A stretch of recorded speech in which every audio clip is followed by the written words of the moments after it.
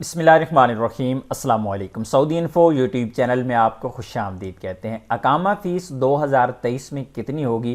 पिछले 2-3 दिन से एक ख़बर है इकामा फ़ीस के बढ़ने के हवाले से कि इकामा फ़ीस को डबल कर दिया गया है। इस बारे में बहुत ज़्यादा लोग परेशान हैं, लेकिन हर एक को परेशान यहाँ पे होने की ज़रूरत नहीं है, क्योंकि इसकी शराइत व ज़वाबित भी हैं, टर्म्स एंड कंडीशंस हैं।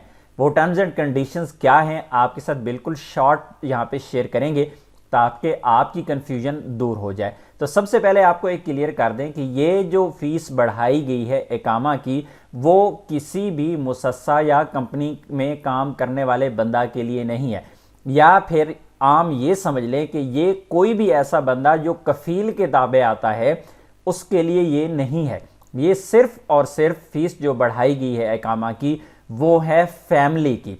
जो फैमिली अपने मुल्क में चली गई है, छुट्टी पर गई, वापस नहीं आए, उनका इकामा एक्सपायर हो गया। इसी तरह आप गैर मुल्की हैं, आप सऊदी अरेबिया में हैं, आपकी फैमिली भी आपके साथ है, इसी तरह आपने अपने पास कोई घरेलू मुलाजिम भी रखे हुए हैं, आपने कोई ड्राइवर रखा हुआ है, आमिल मंजिली रखा हुआ है, तो वो छुट्टी गया है, उसकी छुट्टी एक्सपायर हो गई, उसका इकामा एक्सपायर हो गया, तो ऐसी सूरत में उनका जो इकामा बनेगा वो जब बैरून मुल्क होंगे, सऊदी अरेबिया में नहीं होंगे, तो उनका जो इकामा तजदीद होगा उसकी फ़ीस को डबल किया गया है।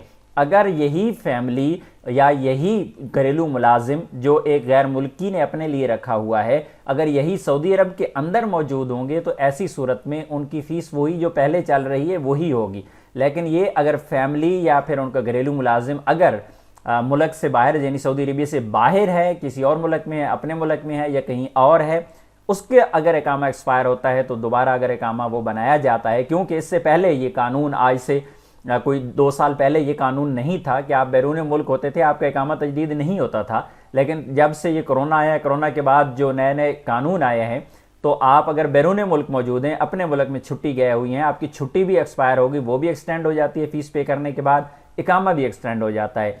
तो बाकी तमाम जो लोग हैं उनके इकामे की फ़ीस वही नॉर्मल रहेगी जितनी पहले उनकी अदा होती है, लेकिन ये फैमिली और उनके जो मुलाजमीन हैं उनका इकामा अगर ख़त्म होता है बैरून मुल्क रह के, तो उसकी फ़ीस डबल होगी। दूसरी जानिब छुट्टी की फ़ीस को बढ़ा दिया गया है, खुरूज ओहदा की फ़ीस को। अगर आप अपने मुल्क चले गए हैं और उस दौरान आपकी छुट्टी एक्सपायर हो जाती है, चाहे वो कंपनी में काम करने वाले हैं, मुसस्सा में काम करने वाले, कोई भी हो, तो छुट्टी एक्सपायर हो जाती है, तो आपके बाद में कफील या कंपनी छुट्टी बढ़ाते हैं। तो पहले फ़ीस थी माहाना 100 रियाल, अभी उसको डबल कर दिया गया है 200 रियाल, जो सिंगल एंट्री के लिए है।